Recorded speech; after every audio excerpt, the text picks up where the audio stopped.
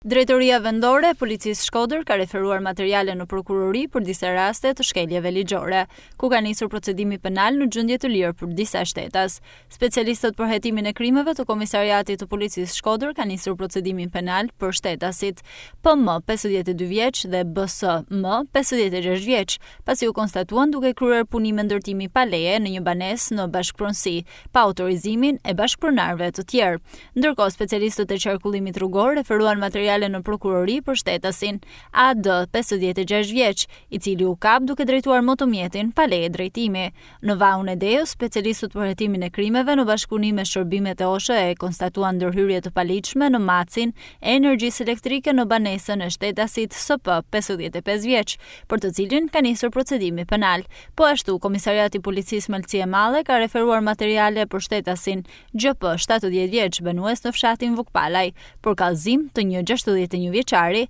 i cili pretendon se është kanosur me fjalë dhe i është bllokuar rruga që të çon në pronën e tij. Të gjithë materialet proceduriale janë referuar prokurorisë pranë gjykatës së shkallës së parë të jurisdiksionit të përgjithshëm Shkodër për veprime të mëtejshme.